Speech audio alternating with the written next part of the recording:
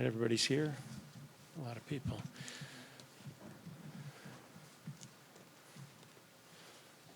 All right, so let me introduce to you a special agent in charge of FBI Atlanta, Chris Hacker.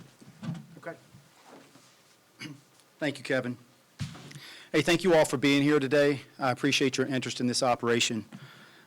First, I'd like to introduce the people who will be speaking here today, and I'll start off with our Interim Police Chief, Rodney Bryant, and our United States Attorney, Mr. B.J. Pack, for the Northern District of Georgia.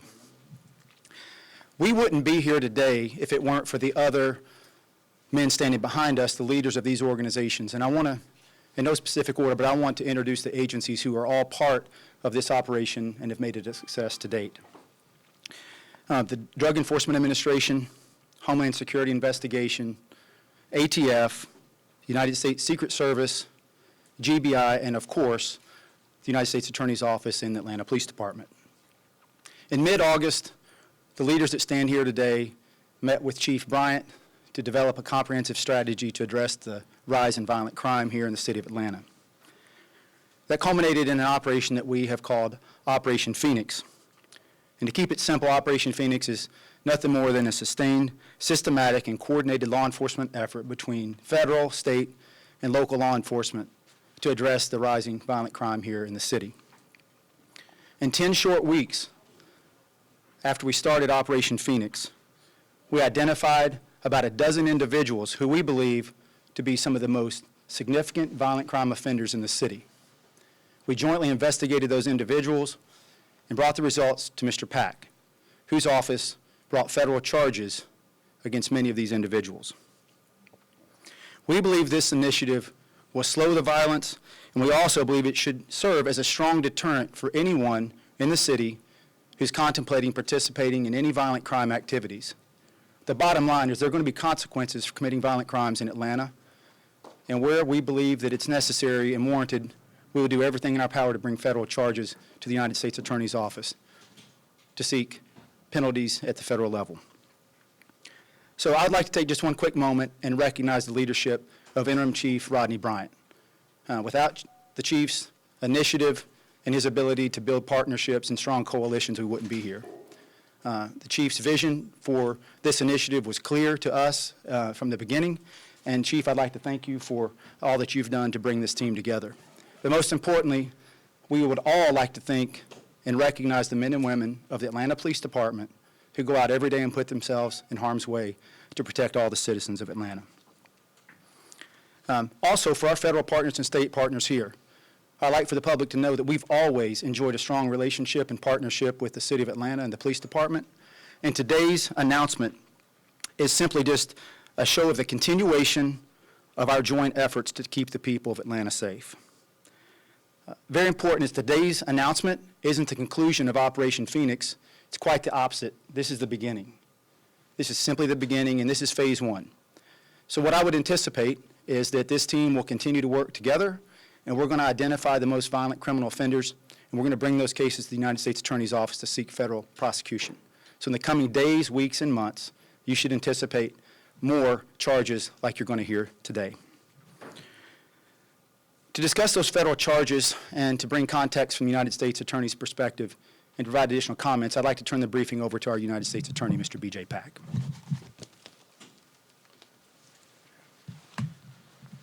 Thank you, Chris, and thank you, Chief Bryant, for having us and hosting us here. Again, my name is B.J. Pack. I'm the United States Attorney for the Northern District of Georgia, and by virtue of that position, I am the Chief Federal Law Enforcement Officer of this district. The Northern District comprises 46 counties, the northern part of Georgia, which includes, of course, Fulton County and the city of Atlanta. Since I took office in October 17, my top priority was to reduce violent crime all across the district. We've seen actually an uptick in the prior years from about 15 to 16. After a multi-decade historic decline of crime and violent crime, this was very concerning. Through significant investment of resources from the federal law enforcement agencies, including the Department of Justice, in working closely with our state and local partners, we're able to turn the tide and make significant changes in declines in violent crime. Let me give you some statistics. From October 17 to mid-2020, Our office, along with our federal partners, have identified, by using data and intelligence, 228 offenders that were responsible for driving up violent crime in our communities. Out of those offenders, we have brought federal charges against 212 offenders so far. 85% of those offenders had a Georgia criminal history. They, in aggregate, accumulated 5,600 different Georgia charges, including 1,200 violent crime and firearm offenses. They had over 2,100 arrests in 72 counties, resulting in 1,500 state convictions, and they were still out and about.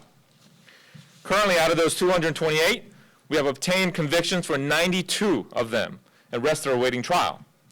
81 of the 92 received a federal imprisonment sentence of at least 5.5 years, and 24 of those receiving an average imprisonment sentence of 9 years.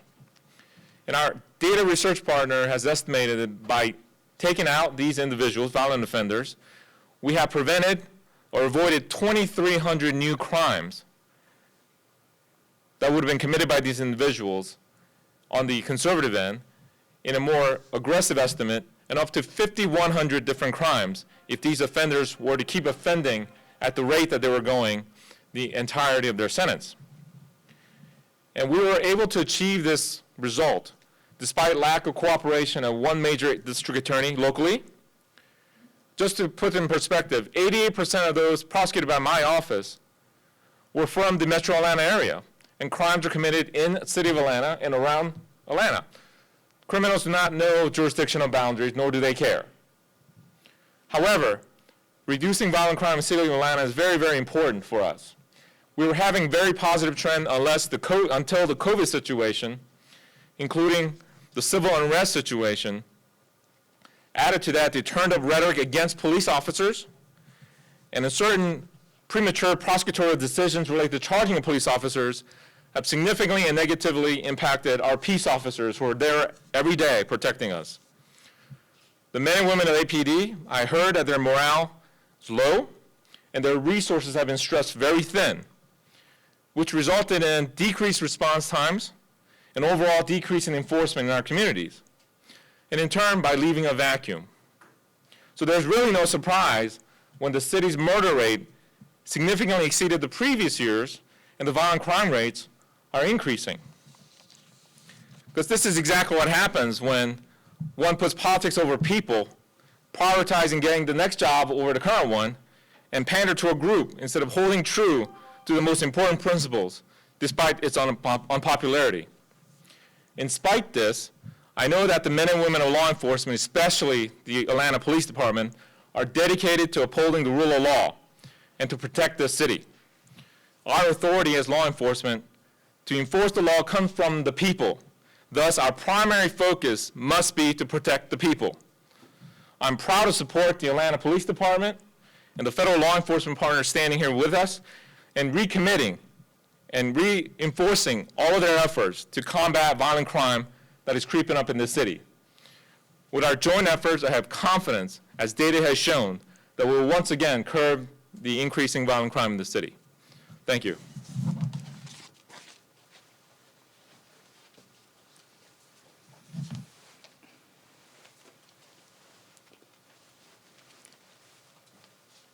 Good afternoon. I'm Rodney Bryan, and on behalf of Mayor Keisha Lance Bottom, I would like to thank you all for covering this press conference, as well as my partners, both federally and state, in assisting us in combating this significant issue and concern that we have. How did we get here? We began to see crime start to increase in May of this year, which coincided with the opening of the city as it relates to people suffering from the stresses of COVID-19. And as those numbers began to spike, as we entered upon civil unrest, we saw the greatest numbers of homicides in our city. We had more homicides in the month of July than we had had in most previous years. As my team and I got together to work to come up with ideas and solutions to figure out how do we resolve it and why this was occurring, there was a resilient group of men and women in our intelligence unit who provided the resources to continue to protect the men and women of this city. As they brought me down to give me some ideas of what we were seeing as it relates to violent crime, they showed me a network of individuals that they believed were truly committed to continuing violence and thought that they were having a significant impact on the crime that we were seeing inside the city. Immediately looking at this work, this vast work that they had delivered to the command staff, I recognized that we needed to bring in partnerships. And so immediately I called Chris Hacker over at the FBI, who I worked with prior to my retirement and had always had a strong partnership with, and asked for his assistance. And immediately we developed an idea to broaden the perspective of partnership, and we thought that this would really have a significant impact on what we were trying to accomplish.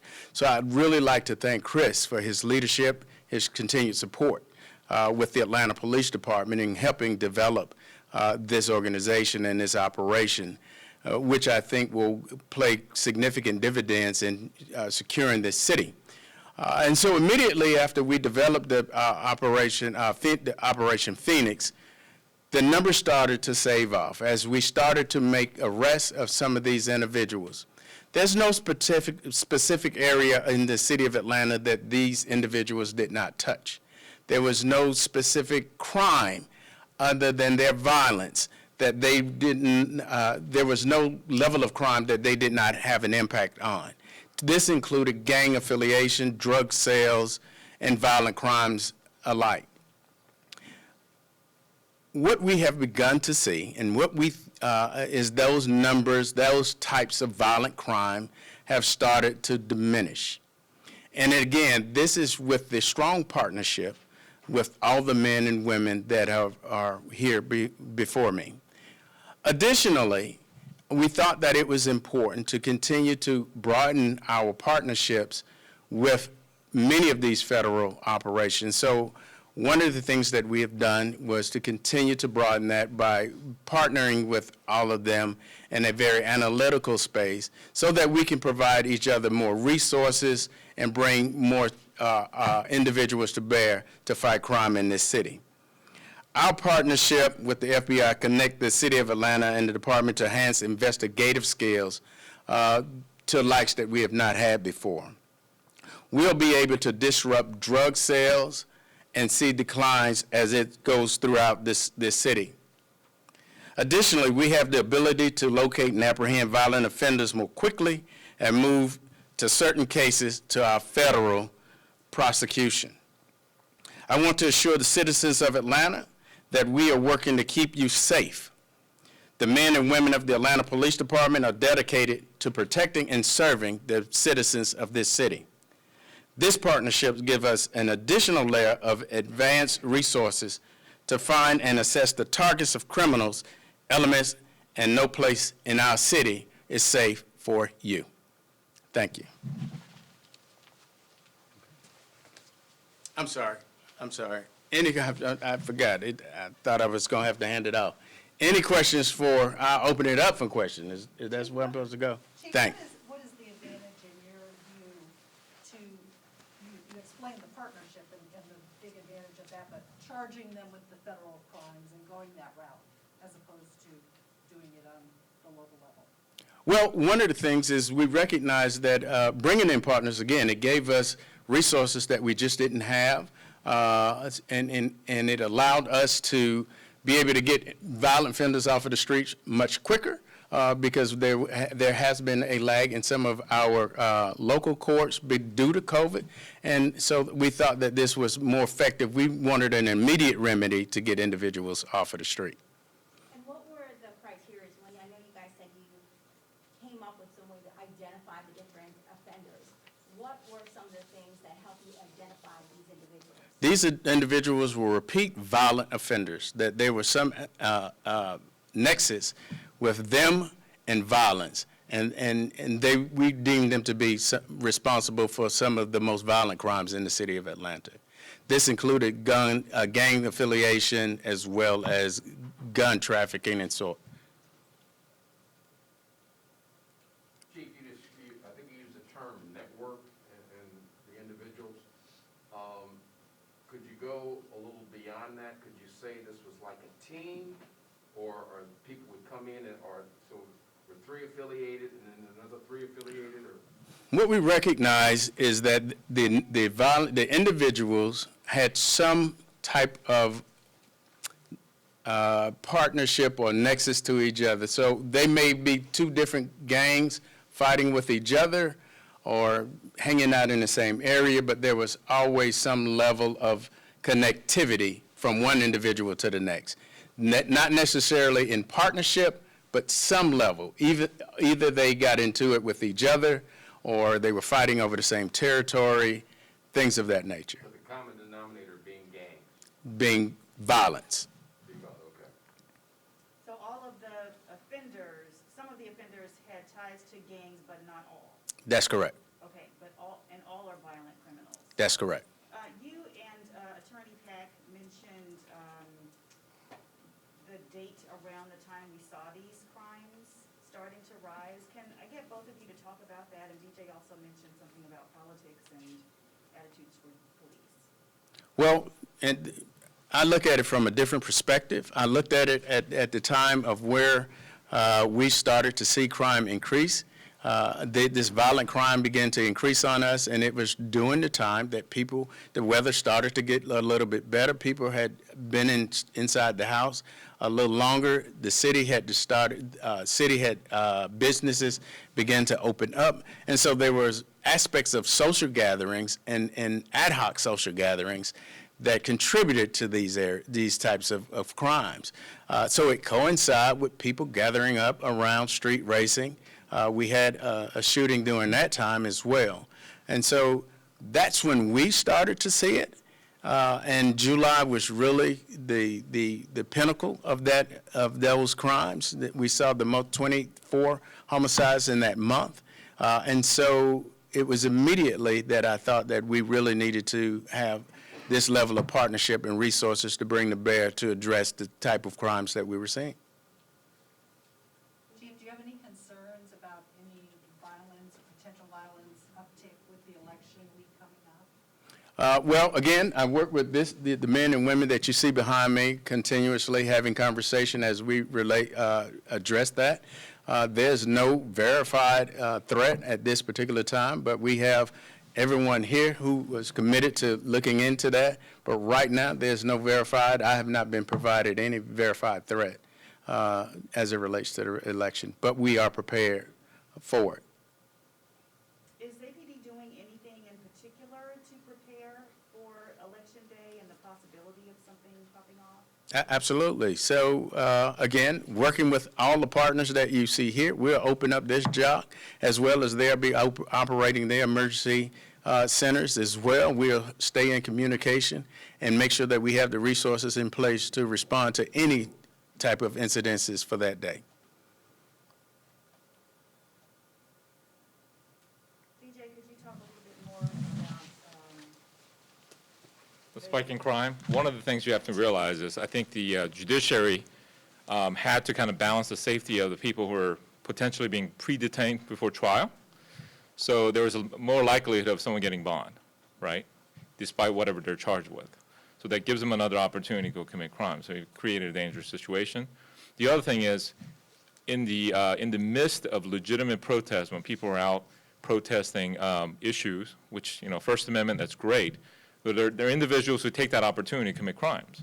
They're masked, and they know that the APD and law enforcement are stretched thin because there's various things going on, and they see what's happening with some decisions made with respect to how the police, even though they're doing their job, have their back against the wall. That's an opportunity for them, and that's why you saw some of the spike in activity in some of the violent crimes. These days, unfortunately, every time you read the paper or read the news, we see some kind of a shooting and someone dying, right? We haven't seen that in years. The reason being is the law enforcement were supported. Prosecutors and the federal agents were out there, prosecuting folks and putting the violent criminals into prison. COVID situation, unfortunately, had to relax those rules. So we had to be more vigilant about that. And that's why we saw a little bit of spike. And this has happened in almost every major city. And it's not just the city of Atlanta that's happened. The common theme is the adjustment that we had to make because of the COVID situation and what's going on with the civil unrest.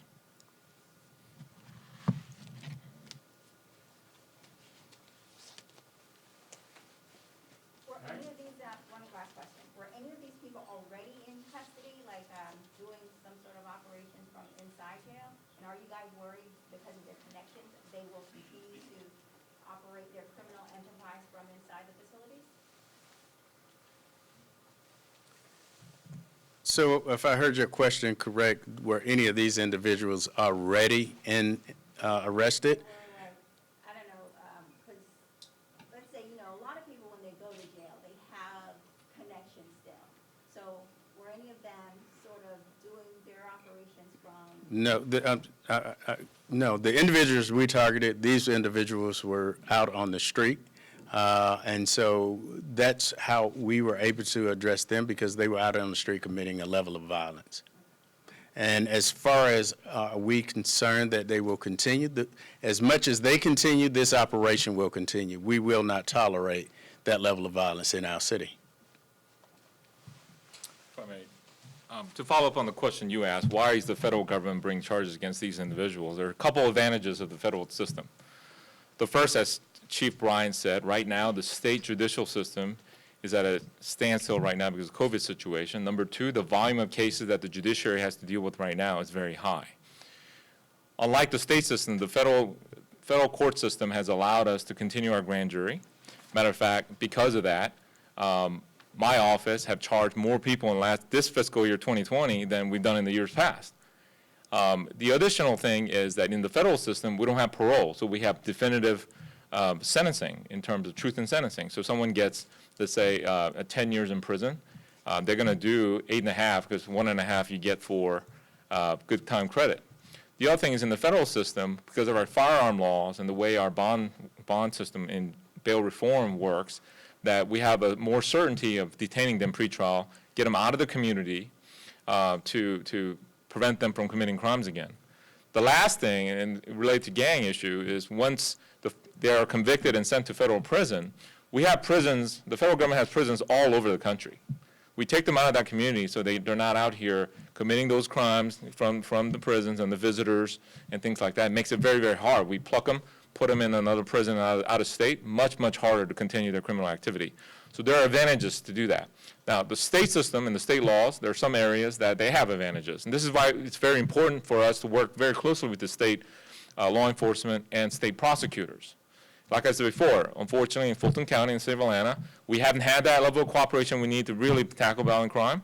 But my understanding is we may have a new person taking over, and we look forward to collaborating with them to combat the violent crime that we're facing in the city. SIC Hacker, had you, I don't know if this was sort of mentioned, but it kind of goes, I think, the bogus question. Have you seen these people in the system before? Are these people the FBI might have targeted before or had on the radar at some point? Yeah, I don't recall what our engagement was with them. I think it's safe to say from an intelligence standpoint, we were aware of some of their behavior, and we've shared that intelligence with the police department in order to come up with this group of people that we feel like were really the best people for us to collectively target.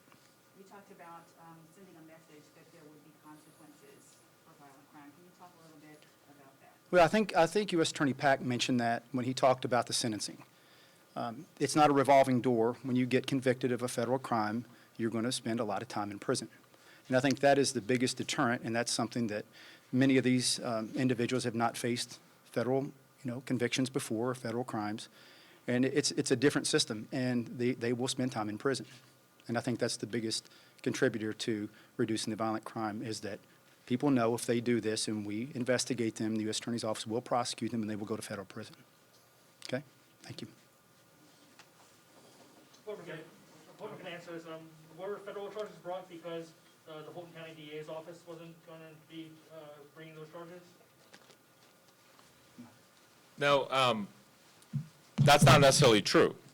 What's important is we look at an individual case to see who could incapacitate them given the facts and the law in the case. And the federal government, the federal prosecutors, we have grand jury going right now. We have a court system, we have firearm laws that we can reach them and charge them. And so it's important that we protect the community. That's priority number one. So we need to get them out off the street. The state system, of course, right now, their grand jury suspended. I think they just got authority to kind of look to reopen that, and I think they're looking at that right now. But importance was speed and certainty of them being incapacitated from committing other types of crime back on the street. And so that's where we got involved. All right, thanks, folks, appreciate you coming. If I can just add one thing, two of the offenders on that list of 12, Mr. Leith and Mr. Nickel, are still not in custody. So, if anybody knows their whereabouts, we ask them to call the FBI at 770-216-3000, or contact Crime Stoppers Atlanta, which is 404-577-TIPS. Those two we're still looking for. What was the other name besides Lee? Leith and Nickel. Okay. Shoot a shot of sand, come this way. Yes, sir.